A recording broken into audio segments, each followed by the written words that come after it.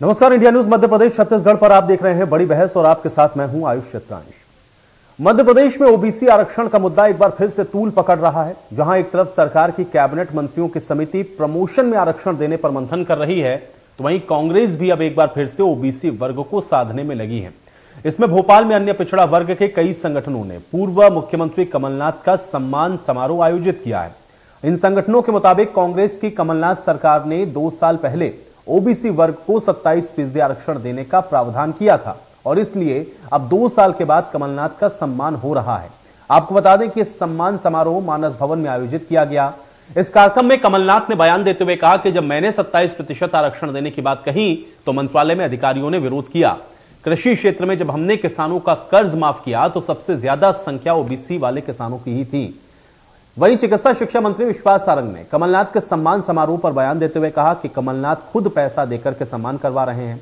उन्होंने ओबीसी आरक्षण में टांग अड़ाने का काम किया। खुद के पैसे से माला खरीदना और खुद के गले में डलवाना, ऐसी राजनीति नहीं चलेगी।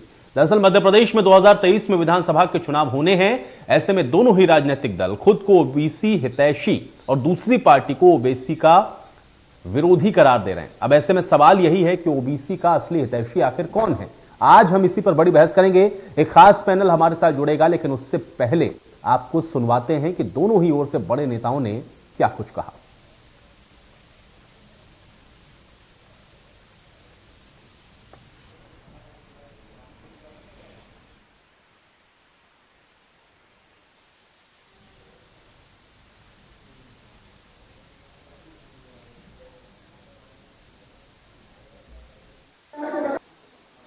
खुद ही पैसा दे के अपना सम्मान करवा रहे हैं। अच्छा है यदि वो सम्मान होने वाले कार्यक्रम में पहुंच रहे हैं, ठीक है, परंतु मुझे अच्छा लगेगा कि वो उस मंच से इस बात का जरूर खेद व्यक्त करें कि उन्होंने ओबीसी के आरक्षण में टंगड़ी अड़ाने का काम यदि जो किया था अपनी सरकार में रहते हुए, उसके प्रति जरूर वो खेद व्यक्त करें। अच्छा रहेगा यदि कमलनाथ जी उस मंच से इस बारे में जरूर ओबीसी वर्ग से क्षमा मांग। इस तरह के छलावे करना, खुद के पैसे से माला खरीदवाना और अपने गले में डलवाना, इस तरह की राजनीति इस प्रदेश में नहीं चलेगी।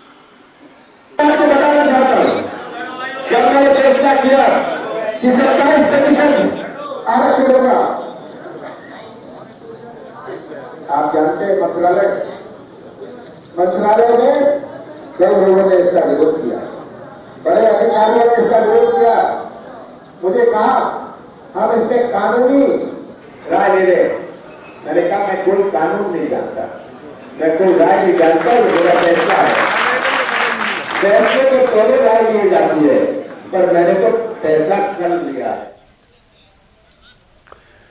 तो आप देख रहे हैं चुनाव 2023 में होने हैं, लेकिन ओबीसी को लुभाने के लिए इस तरह की जो बातें हैं पॉलिटिकली जरूर कही जा रही हैं। और अब आरोप प्रत्यारोप जो हो रहे हैं इस समय ओबीसी को लेकर के, इनके क्या मायने समझे जाए, आज इसी पर चर्चा करते हैं। दोनों मेहमान मेरे साथ जुड़ चुके हैं, पहले उनका परिचय आपके साथ करवा देते हैं। ब्रजगोपाल लोया हमारे साथ जुड़े हुए हैं, प्रवक्ता है भारतीय जनता पार्टी के। ब्रजगोपाल लोया जी, बहुत स्वागत है आपका इस चर्चा में। और योगेश गुप्ता जी हमारे साथ जुड़ रहे हैं, प्रवक्ता है कांग्रेस पार्टी के। योगेश गुप्ता जी, आपका भी स्वागत है। ब्रजगोपाल लोया जी, आपसे चर्चा की शुरुआत करूंगा। कमलनाथ को लेकर के जो बात विश्वास सारंग के द्वारा कही गई है, उसको किस लिहाज से देखा जाए और उसके क्या मायने?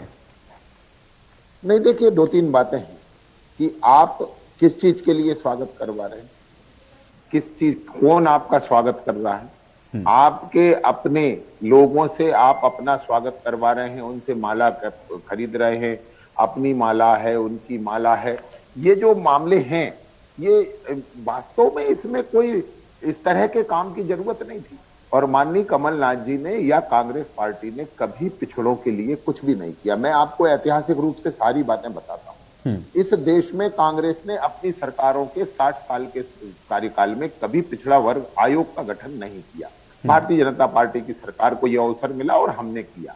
उसके बाद आपको याद है 1989 में जब पिछड़ा वर्ग को आरक्षण देने का पहली बार मंडल कमीशन की रिपोर्ट लागू करने की बात थी, तब विश्वनाथ प्रताप सिंह की भारतीय जनता पार्टी की सरकार थी, तब ये रिपोर्ट लागू करने का काम हुआ था। और उसके बाद कांग्रेस ने किस तरह का तांडव पूरे देश में मचाया था, ये देश आज भूला नहीं है। उस समय की पीढ़ी को वो याद है कि सन 90, 91, 92 में क्या हाल बनाया था। उसके बाद में आप कहूं कि जब 1993 में सरकार बनने की स्थिति आई कांग्रेस पार्टी को, तो उस समय सुभाष यादव को मुख्यमंत्री होना चाहिए था, परंतु उन्हें दरकिनार करके और दिग्विजय सिंह जी मुख्यमंत्री वहां हो गए। तो ये जो पिछड़ा वर्ग की आज जो लोग बातें कर रहे हैं, दरअसल इन्हें तो बात करने का हक नहीं। अब अपन बात करते हैं तात्कालिक परिस्थितियों की। तात्कालिक परिस्थितियों में हुआ ये कि आप एक निर्णय करके और उस निर्णय को मझधार में छोड़कर भाग गए। मैं इसलिए कह रहा हूं कि जब कांग्रेस की कमलनाथ जी के नेतृत्व की सरकार थी, तब कुछ लोग, वो भी कांग्रेस से जुड़े लोग हैं, वो लोग उच्च न्यायालय गए और इस पर स्थगन उन्होंने प्राप्त कर लिया और कांग्रेस की कमलनाथ जी की सरकार, एक वकील भी हाई कोर्ट में खड़ा नहीं कर सकी। और उसमें खास बात यह है कि सरकार की ओर से मध्य प्रदेश सरकार के महाधिवक्ता भी उसमें प्रस्तुत नहीं हुए और मध्य प्रदेश उच्च न्यायालय रोक लग गई। उसके बाद वो रोक का काम भी भारतीय जनता पार्टी की सरकार के दौरान हुआ। सुप्रीम कोर्ट में हम गए और हमने उसके लिए बेहतर प्रबंधन किया और वहां अच्छे से अच्छे वकीलों को प्रेजेंट किया और तब जाकर ओबीसी वर्ग को इस आरक्षण के मिलने में सफलता प्राप्त हुई है। ये आपको पूर्व से लेके मैंने वर्तमान तक की बात बता दी है। ये स्थिति है कांग्रेस की। ये किस बात के लिए, किसका स्वागत। चलिए अब मैं इस पर जवाब लेता हूं। योगेश जी जवाब दीजिए। देखिए आयुष जी, सबसे पहले देखिए ब्रजमोहन जी, आपको मैंने धैर्य पूर्वक सुना है, आप निवेदन है शांति पूर्वक सुनेंगे। हेलो जी जी योगेश जी बिल्कुल सुन पा रहे हैं, अपनी बात रखें। देखिए सबसे पहली बात तो मैं विश्वास सारंग जी के बयान पर आना चाहूंगा कि जाकी रही भावना जैसी प्रभु मूरत देखी थी जैसी, ओछे लोग ओछी सोच ओछी मानसिकता।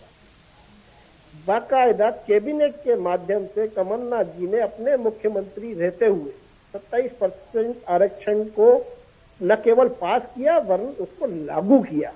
वो अलग बात है कि कुछ लोगों ने याचिका लगा के उस पर स्टे ले लिया, लेकिन दुर्भाग्यपूर्ण बात यह है कि ये ओबीसी मुख्यमंत्री की बात करते हैं। सुभाष यादव जी हमारी पार्टी के वरिष्ठ राजनेता थे, उप मुख्यमंत्री पद पर रहे। वो मध्य प्रदेश में 3 मुख्यमंत्री ओबीसी वर्ग के हुए, सुश्री उमाश्री भारती, बाबूलाल जी गौर और माननीय शिवराज जी 16 साल से मुख्यमंत्री है।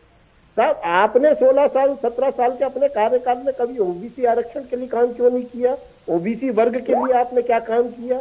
ये ओबीसी वर्ग आज भली बात जानता है। मेरे या ब्रजमोहन लोया या कांग्रेस या भाजपा के कहने से ओबीसी वर्ग भ्रमित होने से रहा। उन्होंने देखा है कि माननीय कमलनाथ जी ने अपने अल्प कार्यकाल में कितने बड़े बड़े काम ओबीसी वर्ग के लिए किए। किसान कर्ज माफी जिसको कमल पटेल जी ने विधानसभा के पटल में स्वीकार था, उसमें भी सबसे ज्यादा किसानों के अगर कर्जा माफ हुए तो वो ओबीसी वर्ग के किसानों के लिए। उन्हीं लोगों ने आज मानस भवन में एक बड़ा सम्मेलन आयोजित करके ओबीसी वर्ग ने और कमलनाथ जी का सम्मान किया। कमलनाथ जी उस कोटि के राजनेता है कि उनको इस प्रकार की ओछी राजनीति करने की आवश्यकता ही नहीं है। बहुत बड़े और ऊंचे कद के नेता हैं। विश्वास सारंग जी की तो हैसियत ही नहीं है उनके बारे में मुंह खोलने। तो ये जो मुंह चलाने में एक्सपर्ट लोग बैठे हैं भारतीय जनता पार्टी में, अगर इन्होंने ओबीसी वर्ग के हितों को साधा होता तो शिवराज जी का स्वागत क्यों नहीं हुआ साहब? आज वो प्रदेश के मुखिया है, उनका स्वागत होना चाहिए था, लेकिन कमलनाथ जी का किया। तो उससे ही ये लोग बुरी तरह से बौखला गए और बौखलाहट में इस प्रकार की अनर्गलन बयानबाजी कर रहे हैं। मंडल से लेके कमंडल तक का पूरा रास्ता, केंद्र से लेके और प्रदेश तक पूरे देश ने देखा है, ओबीसी वर्ग ने भी देखा है और तत्पश्चात पुनः कांग्रेस को जनादेश दिया।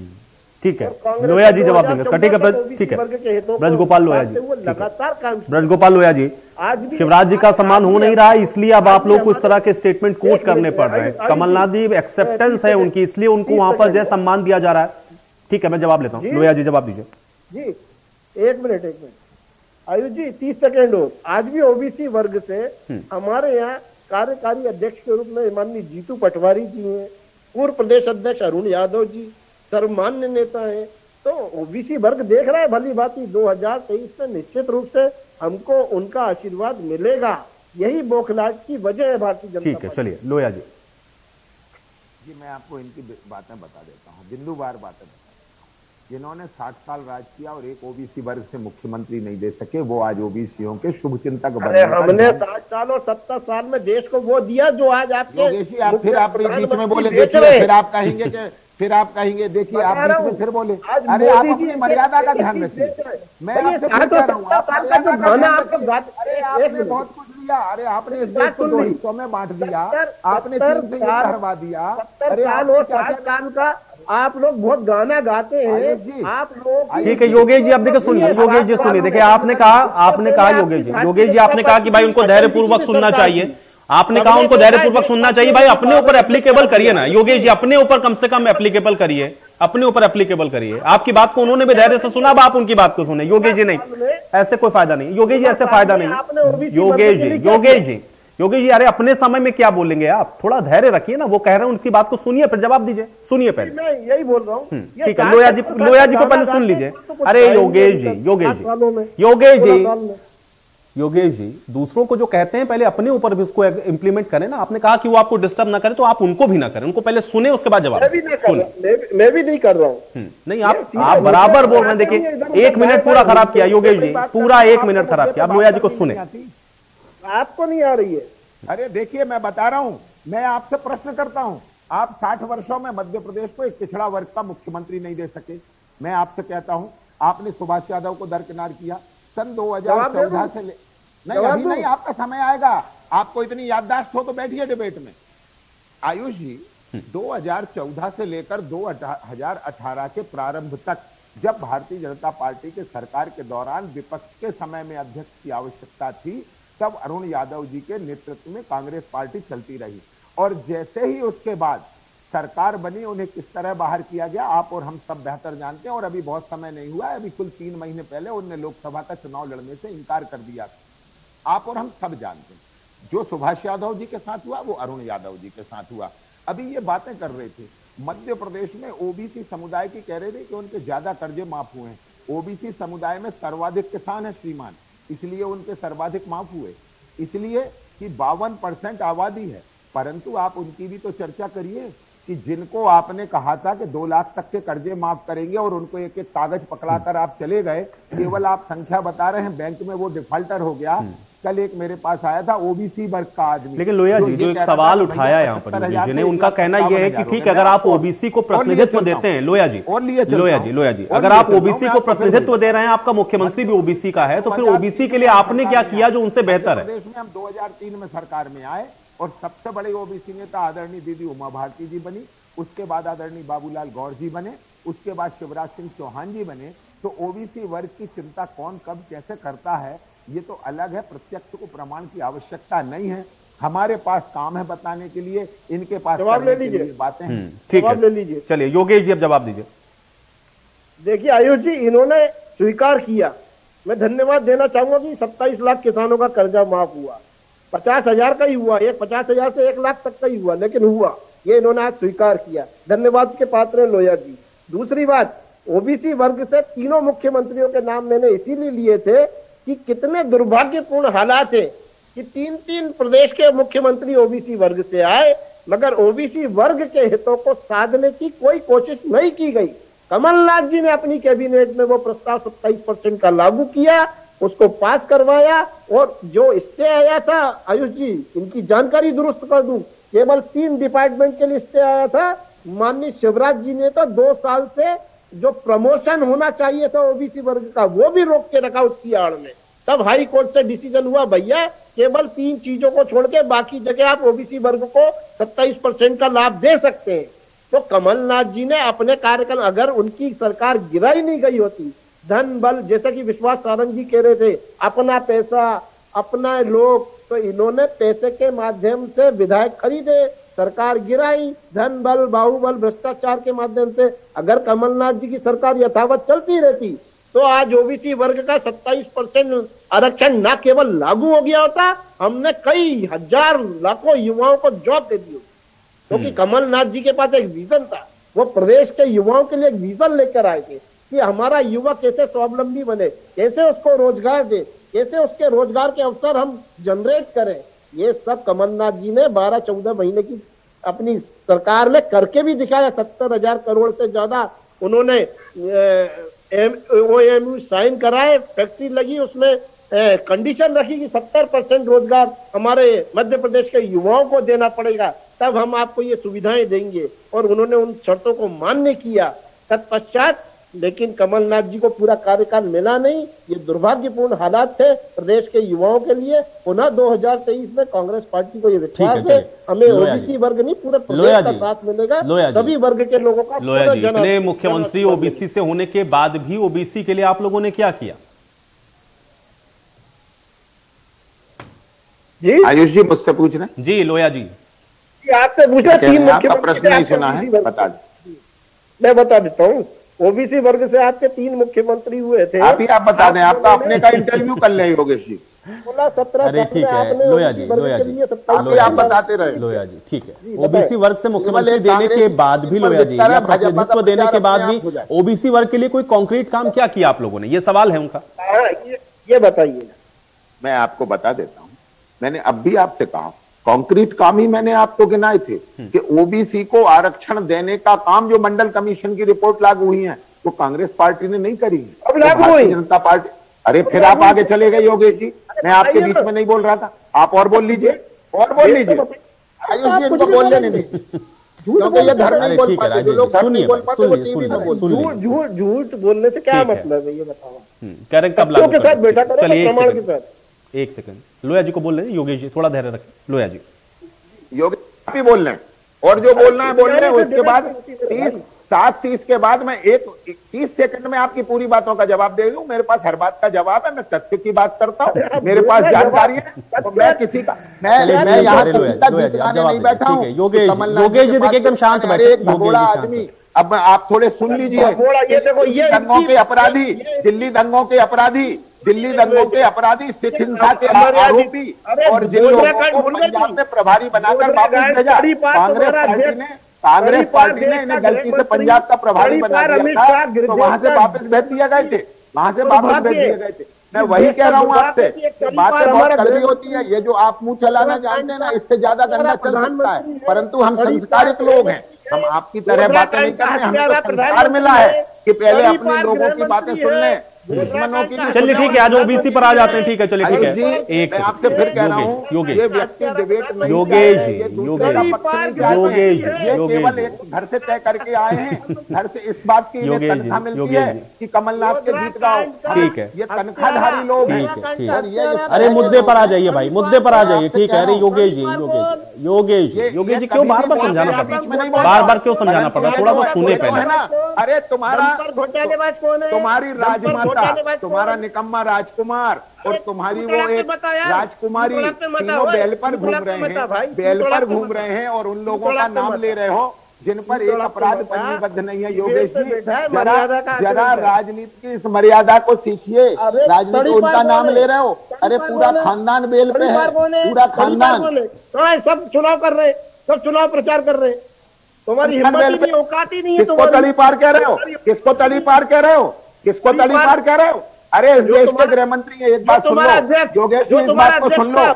नहीं, मैं तुमसे फिर कह रहा हूँ, ये 2 कौड़ी की बातें करके डिबेट में मत बैठो, अच्छी बातें करो, अच्छी बातें करो, कुछ ऐसी भी कर लो कि तुम्हें कुछ मालूम नहीं। योगेश मैं कह रहा हूँ, अरे मैं कह रहा हूँ पूरी जिम्मेदारी से। गोधरा कांड का हत्याकार कौन? गोधरा कांड का हत्यारा कौन?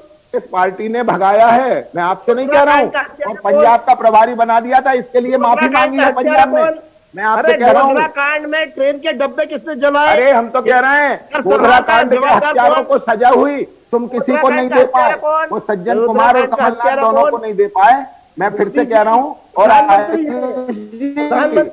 आपको कह रहा हूँ कि आपकी ये कमजोरी है कि आप एक आदमी का पक्ष नहीं रख पा रहे हैं। कौन भ्रष्टाचारी अध्यक्ष कौन था? कौन?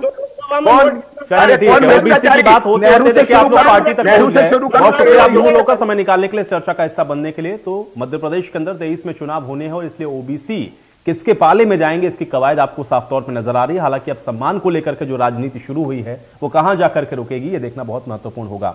आज बड़ी बहस में मेरे साथ फिलहाल इतना ही।